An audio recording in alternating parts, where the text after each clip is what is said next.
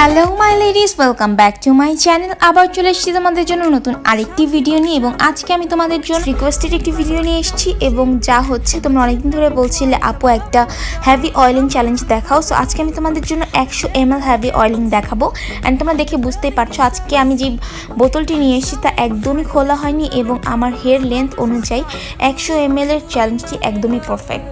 অয়েলিংয়ের পূর্বে আমি জাস্ট আমার হেয়ার লেন্থটা তোমাদের দেখাতে যাচ্ছি। তোমরা দেখতেই পাচ্ছ আমার হেয়ার লেন্থ অতিরিক্ত লম্বাও না, আবার একদম ছোটও না, মিডিয়াম রেঞ্জের মোটামুটি। অ্যান্ড আমার হেয়ারের জন্য মোটামুটি 100 ml একদমই পারফেক্ট কাজ করবে। দ্যাটস ওয়াই আমি 100 ml পিক করেছি। অ্যান্ড তোমরা অয়েলিং শুরু করার পূর্বে তোমাদের হেয়ারটাকে খুব ভালো মতো কম্প করে নিবে, যেন কোনো প্রকার জট না থাকে। তাহলে তোমরা ইজিলি তোমাদের হেয়ারে অয়েলিং করতে পারবে, এবং তোমাদের চুলের প্রত্যেকটা অংশে কিন্তু অয়েলিংটা খুব ভালো মতো হবে। এখন আমি সেকেন্ড স্টেপে, দ্য মেইন স্টেপে চলে যাচ্ছি, যা হচ্ছে অয়েলিং। অ্যান্ড অয়েলিংয়ের জন্য তোমরা দেখতেই পাচ্ছ আমি বারবার বলেছি আমি 100 ml এর একটা বোতল নিয়েছি। অ্যান্ড আমি ডিরেক্টলি তা আমার হেয়ারে অ্যাপ্লাই করা স্টার্ট করবো। অ্যাট ফার্স্ট যদিও আমার কোনো ইন্টারেস্টই ছিল না যে আমি কোনো হ্যাভি অয়েলিং করবো, বাট এরপর যখন তোমাদের আমি কমেন্ট পাই, আমি জাস্ট এটার ব্যাপারে রিসার্চ করতে থাকি। অ্যান্ড তারপর আমি পাই যে হ্যাভি অয়েলিং অনেক অনেক অনেক বেশি গুরুত্বপূর্ণ আমাদের জন্য। হ্যাভি অয়েলিং আর নর্মাল অয়েলিংয়ের মধ্যে পার্থক্যটা কি? হ্যাভি অয়েলিং করলে যেন তোমাদের চুলের প্রত্যেকটা অংশ, তোমাদের স্ক্যাল্পের প্রত্যেকটা অংশে যেন খুব ভালো মতো অয়েলটা পৌঁছতে পারে, এবং তোমাদের অয়েলিংয়ের কাজটা যেন একদম পারফেক্টলি হয়, সেজন্য কিন্তু মেইনলি হ্যাভি অয়েলিংটা করা হয়। হ্যাভি অয়েলিংটা কি ডেলি বেসিসে করবে নাকি, এমন অনেকের মধ্যে কোয়েশ্চেন থাকতে পারে। না, হ্যাভি অয়েলিংটা প্রতিদিন বা তোমার একদিন পরপর করতে হবে এমন কোনো কথা নেই। তোমরা মাসে একবার কি 2-3 মাসে একবারও করতে পারো। হ্যাভি অয়েলিংটার কারণে তোমরা যখন হ্যাভি অয়েলিং করবে তখন সাথে সাথে মাসাজ করতে থাকবে, যার কারণে তোমাদের ব্লাড সার্কুলেশনের জন্য যেমন হেল্প করবে, তেমনি তোমাদের হেয়ারের ফ্রিজিনেস দূর করবে, তোমাদের হেয়ারটাকে খুব ভালো মতো ডিপলি অয়েলিং করবে, যা কিনা খুবই ইম্পর্টেন্ট। অ্যান্ড ফার্স্টের দিকে তো আমার মনে হচ্ছিল যে না, এটা জাস্ট আমাদের জন্য একদম মেসি করে দিবে সব কিছু, আমার তো একদমই পছন্দ হচ্ছিল না। বাট যখন আমি এটা শ্যুট করা শেষ করলাম, পরে যখন আমি আরেকটু রিসার্চ করলাম, তখন দেখলাম যে না, আসলে এটা একদমই এরকম কিছু না। আর তোমাদের হেয়ারের জন্য যেমন ভালো করবে, তোমরা যদি একটু কেয়ারফুলি এটা অ্যাপ্লাই করো তাহলে তোমাদের কোনো কিছু নষ্টও করবে না। ইভেন আমি যখন অ্যাপ্লাই করছিলাম আমার কিন্তু টি শার্টেও লাগেনি, ইভেন আমার ফেসেও ওইভাবে লাগেনি। সো তোমরা যখনই হ্যাভি অয়েলিং আর ডিপ অয়েলিংটা করবে না কেন, একটু কেয়ারফুলি সব কিছু করবে, যেন তোমাদের জায়গাটা মেসি না করে ফেলে আর তোমাদের কাজটাকে জাস্ট ডাবল করে দেয়। অ্যান্ড তোমরা যখনই অ্যাপ্লাই করবে না কেন, মাসাজ করতে করতে অ্যাপ্লাই করবে, যেন তোমাদের অয়েলিংয়ের কাজটা একদম পারফেক্টলি হয়। অ্যান্ড তোমরা জাস্ট স্ক্যাল্পেই অ্যাপ্লাই করবে এমনটা একদমই না, ফুল হেয়ারে জেন্টলি অ্যাপ্লাই করতে হবে ফুল অয়েলিংটাকে।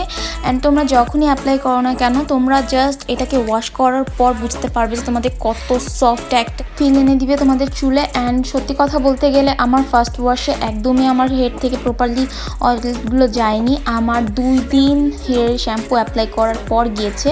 ফার্স্ট দিন তো আমি 3 বার আমার হেয়ারটাকে শ্যাম্পু অ্যাপ্লাই করেছি, তারপরও যায়নি। সেকেন্ড দিন একদম খুব ভালো মতো শ্যাম্পু অ্যাপ্লাই করার পর গিয়েছে। অ্যান্ড ট্রাস্ট মি, জাস্ট 2 থেকে 3 দিন যাওয়ার পর আমি বুঝতে পেরেছি আমার হেয়ারটাকে কতটা সফট করে দিয়েছে, ফ্রিজিনেসটাকে জাস্ট রিমুভ করে দিয়েছে। অ্যান্ড আমার হেয়ারটা আসলে অনেক বেশি সফট হয়ে গিয়েছিল। অ্যান্ড আমার বলার কি আছে, তোমরা অ্যাপ্লাই করেই দেখতে পারবে। সত্যি কথা বলতে গেলে আমি যখনই হেয়ার অয়েলিং করি না কেন, আমি খুব ভালো মতো আমার হেয়ারে অয়েল অ্যাপ্লাই করি। অলমোস্ট বলা চলে যে আমি 50 ml or 80 ml অলরেডি আমার চুলে কিন্তু সবসময় আমি অ্যাপ্লাই করে থাকি।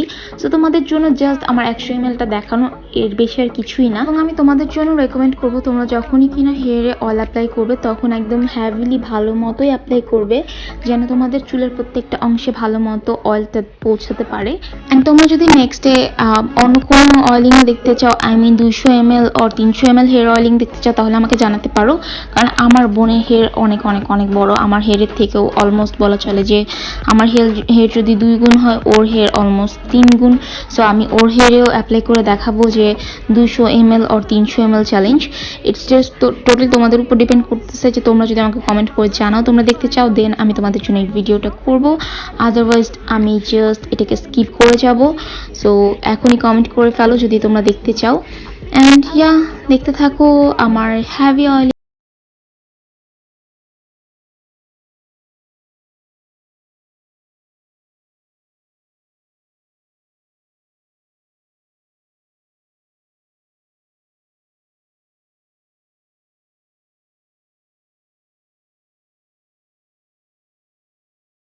অ্যান্ড হেয়ার অয়েলিংয়ের সবচেয়ে মেইন বা বেসিক পার্ট যেটাকে বলো সেটা হচ্ছে হেয়ার মাসাজ। তোমাদের কিন্তু হেয়ারটাকে খুব ভালো মতো মাসাজ করতে হবে। অয়েলিং করা হয়ে গেল কিন্তু তোমরা মাসাজ করতে থাকবে কিছুক্ষণ পর্যন্ত, যেন তোমাদের একদম স্ক্যাল্প বলো চুলে বলো একদম সব জায়গায় যেন একদম প্রপারলি অয়েলিংটা হয়ে থাকে। সো যার কারণে মাসাজটা অনেক অনেক অনেক ইম্পর্টেন্ট। খুব ভালো মতো মাসাজ করতে থাকবে, আদারওয়াইজ কিন্তু তোমাদের অনেক সময় দেখা যায় যে অনেক জায়গায় অয়েলিংটা নাও হতে পারে। So be careful about that, যে খুব ভালো মতো অয়েলটাকে মাসাজ করতে হবে হেয়ারে। এবং এখানে দেখতে অনেকটা পাগলের মতো লাগলেও কিন্তু সব কিছুই জাস্ট তোমাদের জন্য করা, যেন খুব ভালো মতো প্রত্যেকটা অংশে হেয়ার অয়েলিংটা হয়। যার কারণে আমি চুল জাস্ট আলটে পাল্টে যেভাবে পারছি তোমাদের জাস্ট ভালো মতো দেখাচ্ছি। এবং আমি জাস্ট তোমাদেরকে রেকমেন্ড করব, প্লিজ তোমরা একবার করে দেখো। আমার মনে হয় যে তোমাদের জন্য খুব উপকারী প্রভাব ফেলবে, কারণ আমার হেয়ারে কিন্তু ফ্রিজিনেস দূর করেছে এবং হেয়ারটাকে সফট বানাতে সাহায্য করেছে। অ্যান্ড তোমরা জাস্ট একদিনেই বুঝতে পারবে এর পার্থক্য। যদিও একটু ঝামেলাদায়ক মনে হতে পারে, কারণ যেহেতু একদিনে তোমাদের হেড থেকে এই অয়েলিংগুলো যাবে না, সো একটু ঝামেলাদায়ক হলেও একবার অ্যাটলিস্ট ট্রাই করে দেখো তোমরা, আমার মনে হয় ভালো একটা রেজাল্ট পাবে।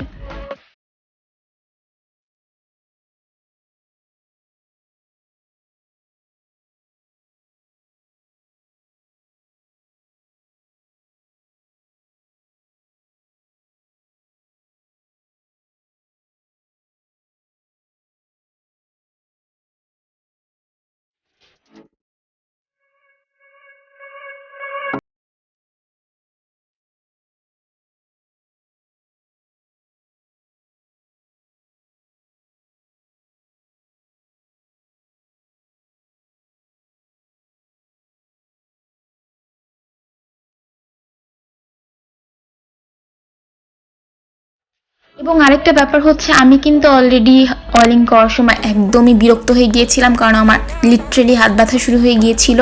সো তোমরা চাইলে তোমাদের বোন, মা বা যে কারো কোনো একজনের হেল্প নিয়ে নিতে পারো, যেন তোমাদের হেয়ার অয়েলিংটা করে দেয়। তাহলে কিন্তু তোমাদের হাতটা ওইভাবে ব্যথা হবে না, কারণ নিজেরটা করতে গেলে যতটা দেখা যায় যে প্রবলেম ফেস করতে হয়, অন্যটা করতে গেলে কিন্তু ওইভাবে প্রবলেমটা ফেস করতে হয় না আমাদের। সো তোমরা চাইলে তোমার মা অথবা যে কোনো কারো হেল্প নিতে পারো, তোমার দাদা দাদু অর এনিওয়ান এলস। তো অলমোস্ট আমার অয়েলিং কিন্তু শেষ, এবং তোমরা দেখতেই পাচ্ছ যে কতটা শাইনি লাগছে তেলের জন্য।